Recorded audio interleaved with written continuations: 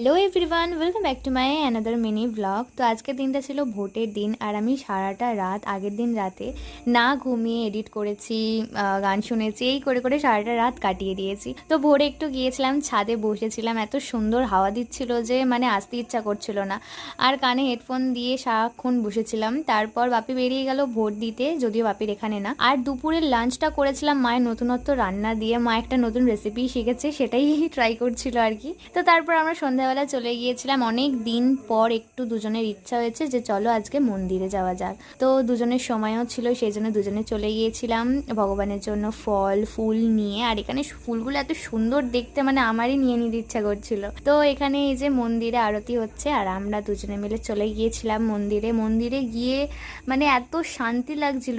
এই যে ভোটের দিন, রাস্তা ফাঁকা, একদম লোক নেই, তার মধ্যে ভেবেছিলাম যে যাব কি যাব না, কিন্তু গিয়ে আমার একদমই আসতে ইচ্ছা করছিল না, এই রকম একটা ফিলিংস।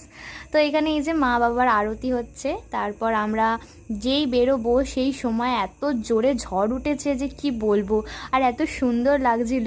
যাই হোক, অটো পাবো না বলে চলে আসতে হয়েছিল, আসতে তো ইচ্ছা করছিল না, কিন্তু কি করা যাবে। এত জোরে ঝড় উঠেছে, বৃষ্টিও এসে গেছে প্রায়, আর আমরা রাস্তায় দাঁড়িয়ে আছি, অটো পাচ্ছি না এখন। আর পুরো মেন রোডের মাঝখানে দাঁড়িয়ে আমরা ভিডিও করছি, চারটে লোক কি বললো তাতে আমাদের কিছু এসে যায়। আজকে সকালে যেরকম সুন্দর ওয়েদার ছিল, আর এখনো সেরকম সুন্দর ওয়েদার। এইভাবে ছোটার একটা কারণ আছে, অটো থেকে নামার পরে এত জোরে বৃষ্টি এসেছে, মা আর আমি লিটারালি ছুটে ছুটে বাড়ি এসেছি। তো চলো আজকের জন্য এতটাই, বাই।